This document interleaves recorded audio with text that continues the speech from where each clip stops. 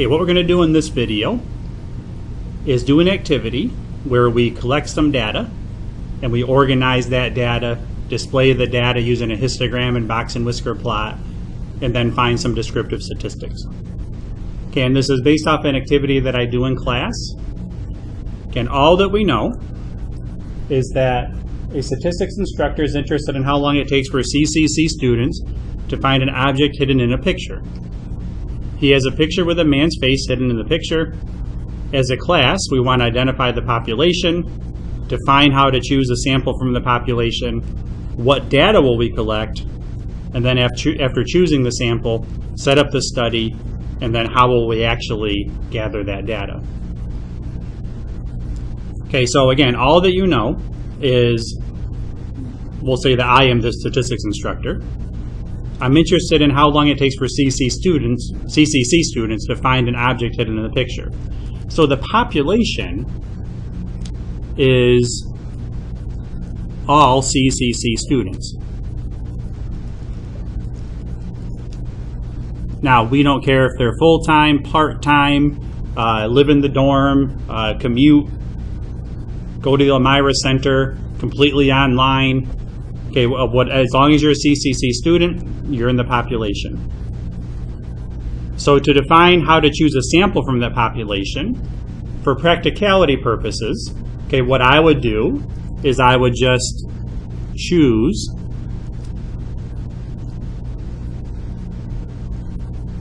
my class. Now it's going to be my stats class from Elmira. Now that is a bias sample. Okay, it's a convenience sample. Okay, you might want to make a note of that. Okay, it's a convenience sample. Okay, definitely not a random sample. Okay, so please don't think that this is how you find a random sample. To do a completely random sample, every single student, every single CCC student would have to have the same likelihood of being chosen, and just by choosing my class, there is no way that an online student is chosen. There's no way that anyone outside of my stats class is chosen. Okay, so it's definitely not a random sample. To get a random sample of all CCC students, I would do something where I would go to administration, I would get the names of all CCC students and assign them all a number and then use a random number generator, okay, or something like that. And that would be very time-consuming and not very practical for me to do just for this activity. Okay, so that's the sample I'm going to choose. And I actually have data from a couple classes from a couple semesters that we're going to use. What data will be collected? Well, what I'm interested in is the number of seconds to find the man's face.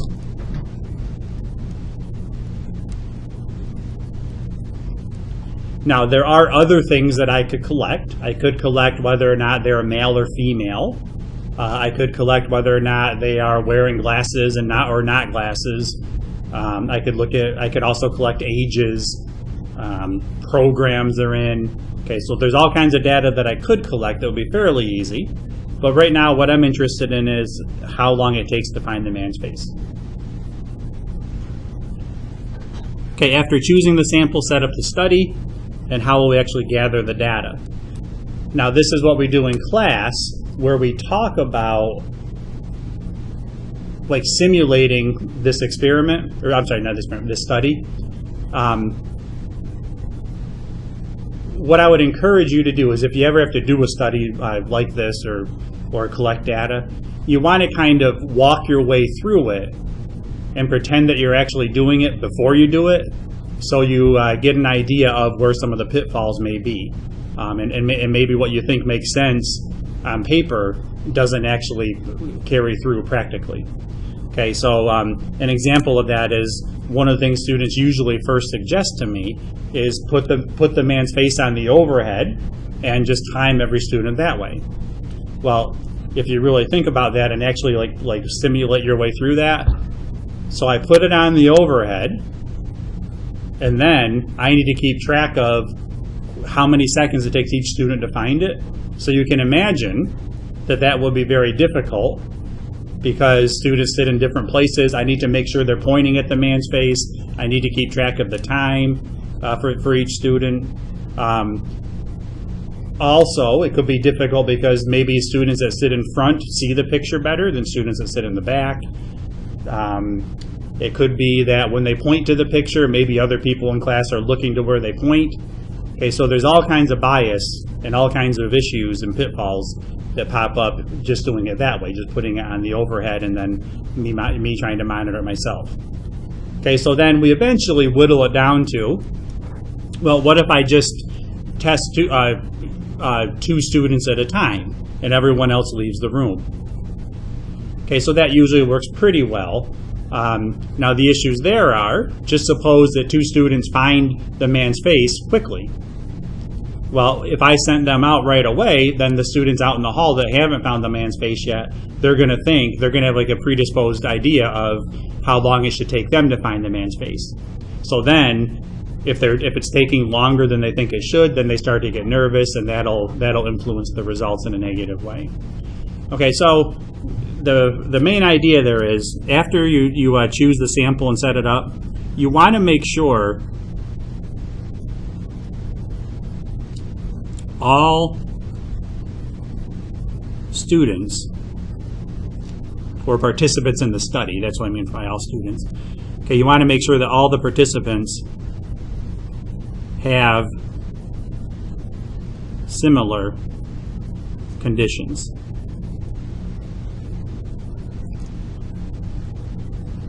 Okay, and that's what I meant by keeping, every time I do a group of two students where they find the man's face, I want to keep them the same amount of time before I send them out to get two other students. Okay, and again, also the assumption is that when they go out, when the two students go out, they don't tell anyone where it is. Okay, they don't tell them how long it took them to find it and so on. Okay, so it's not a perfect activity or study as far as getting unbiased data, but it's the best I can do in class. Okay, so I do have the picture here. Okay, so what I'm going to do is I'll have you do it just so you can see how long it takes you if you're interested.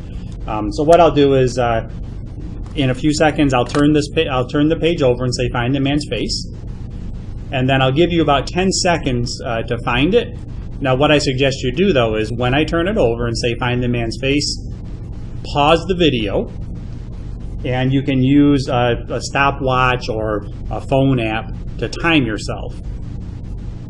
As far as the video goes, I'm not just going to leave it here for 5 minutes and then carry on with the lesson. I'll give it about 10 seconds where I don't say anything, while you should have it paused when you're actually playing this. In about 10 seconds after I flip it over, I will point to the man's face.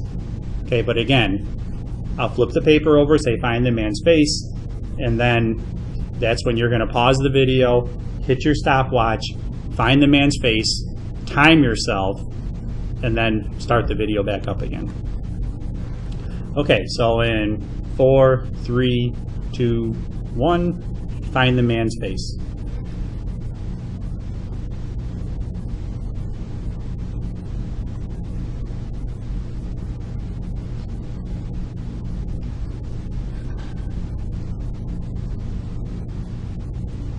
Okay, so it's kind of hard to see here because of the lightness of the or darkness of the picture, but the man's face is right here.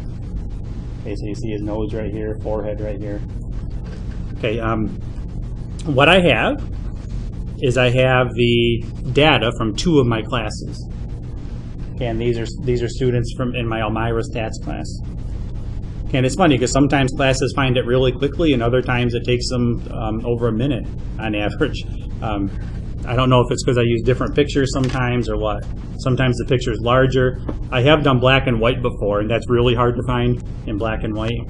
And again, that's why I say, the same conditions are important for every student. Okay, so here is a list of data that I got from 2 of my classes. And we're going to construct a histogram in a box and whisker using technology. We're going to use the graphing calculator.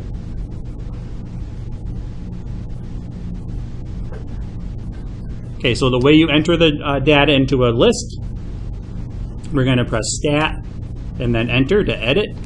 Now I already have all the data values entered in there just to save time.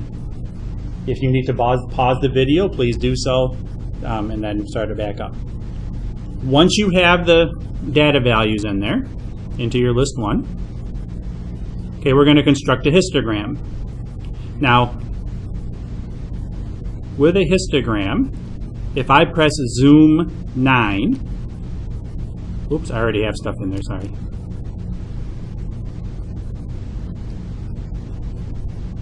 Okay, let me back up a second. Okay, if you press second and then Y equals, okay, that'll take you to your stat plots. Okay, and what you want to do is you want to turn your plot 1 on, and the graph we want to do first is the histogram. Okay, so that's the bar graph right here. And then your X list is your list 1, frequency is 1, because every data value occurs just once. Okay, and then if you do Zoom 9, it'll create a histogram. Now it's using a default window setting, or what it thinks is the best. So what we want to do is press Trace, and that first bar gets highlighted. Minimum is 5. Okay, so that's the minimum data value. And then the max says 36.666 repeating. Well, that's basically saying, because we have whole number of seconds, that any data value or any number of seconds from 5 to 36 would be included in this bar. And then if we scroll over 1, the next bar, 36.6 repeating to 68.33. So that's basically saying any data value from 37 to 68 would be in this one.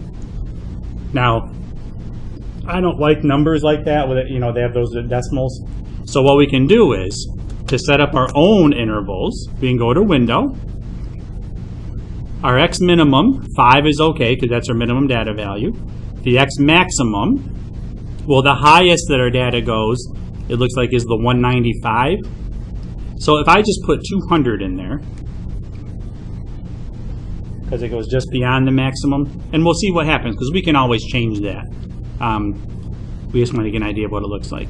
Now 31.66 is not a good scale, so what I'm going to do, I'm going to change that to about 30. Now if you look at the range of the data from 5 to 200, that's a range of about 200.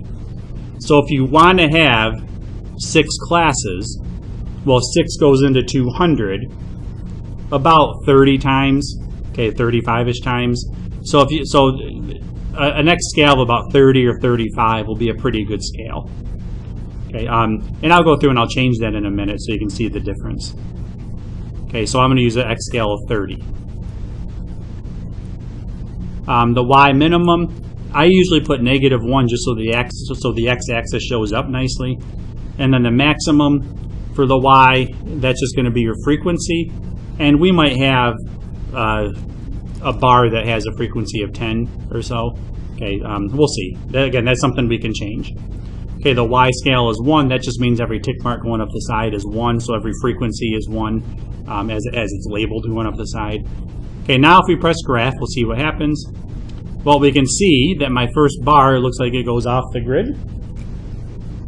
Okay, so I'm going to go back to Window and change the Y maximum to a larger number. Oh, it's still off the grid.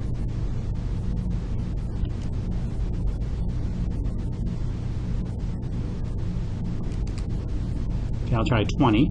Oh, now it shows up. Okay, now if I press Trace, now the first bar has a minimum 5, maximum of 35. So that means any data value from 5 to 34 will be included in this one. In the next window, any data value from 35 to 64. And there's 6 of them, n equals 6, that's the height of that bar. And then the next one, there's 2 data values in, and those data values will be between 65 and 94. And then the next one from 95 to 124, and so on. Now notice the last bar gets cut off a little bit. So if we go back to window and choose our our X maximum to be a larger number, I'll try 210. Oh, still gets cut off a little bit. Go back to window. Let me try 220. Okay, now it shows up there. Okay, now it doesn't get cut off. Okay, it doesn't change our intervals because that is determined by the X scale.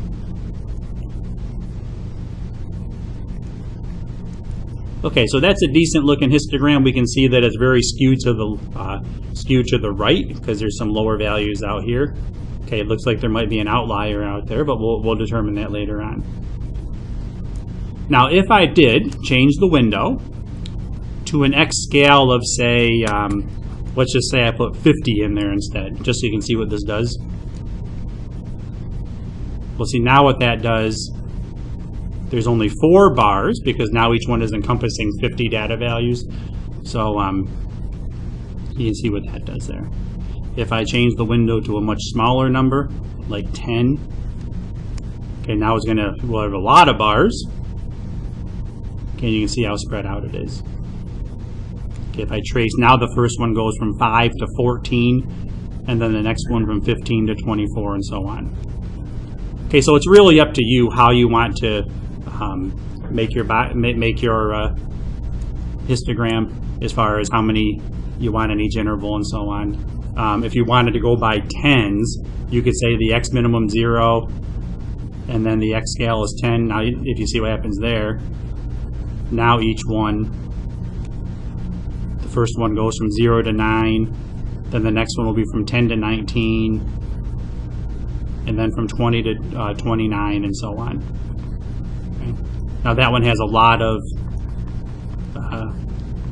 bars in it, so you probably wouldn't want to use that many. But again, it's really subjective. Okay, it depends what data you have. Okay, so there's a histogram. If we look in our second y equals, what we'll do now is we'll go to a box and whisker plot. Okay, so in your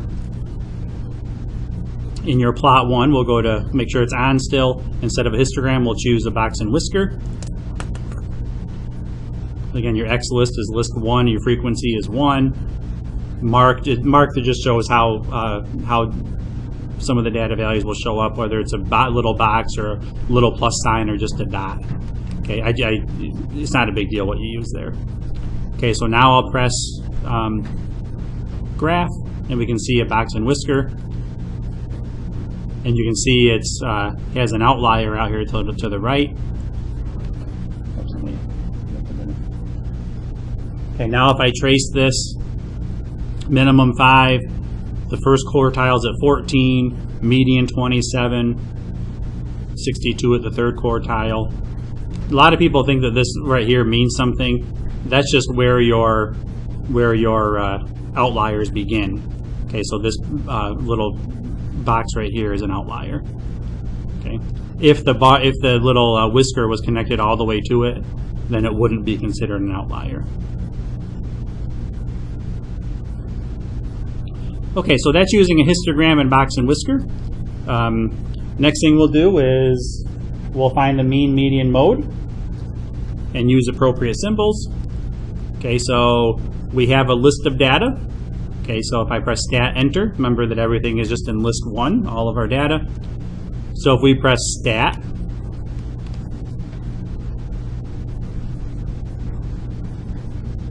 and then over to calculate. Okay, 1 var stats. Okay, 1 var meaning 1 variable.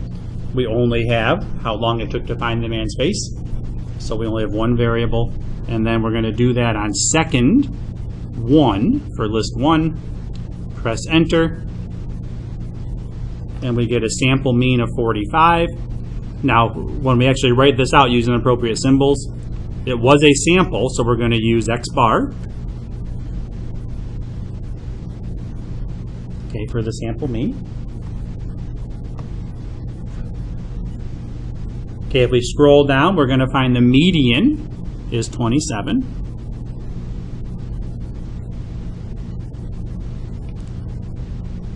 Okay, and then we're going to look at the mode. Now the mode, your calculator doesn't exactly give you, so we have to figure out how we're going to find the number that occurs most often.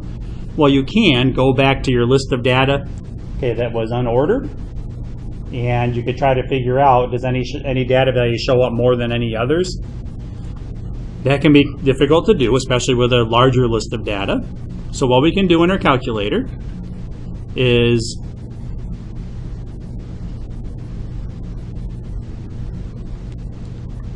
if we press Stat and then go down to Sort A,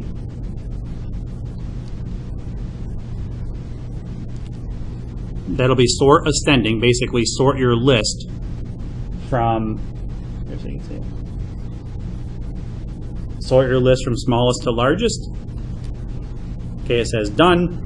Now if I go back to Stat and then enter into the list of data, now it's in order from smallest to largest. And then if you scroll down, we can see that 10 occurs twice, 13 occurs twice, 14 occurs twice. And what you want to look for is, okay, so we see numbers occurring twice. Are there any numbers that occur 3 times? Now, I didn't see any when I did this. If there is one that occurs 3 times, that would be the mode, but I didn't see one unless I made a mistake. Okay, so all the numbers that occur twice will be the mode. So I found 10, 13, 14, 20, and 27. Okay, that's what I found when I did it. Okay, find the standard deviation of the sample. Well, if we go back to the 1-bar stats, okay, so stat, I'll just calculate them again, 1-bar stats. Okay, the standard deviation, well, remember, this was a sample, so we need to use S, the sample standard deviation, not the population. Okay, so sample standard deviation was 44.1. Okay, so I'll use S equals 44.1. The 5-number summary, that is the minimum and maximum, and then Q1, Q2, and Q3. Now remember that Q2 is the median, so it actually gives you the 5-number summary if you scroll down. Minimum 5, and then Q1 is 14, median 27, and so on. Okay, so you can just write those out. I have it on an answer key here, so I'll just do it quickly like this. Okay, so you can see in there.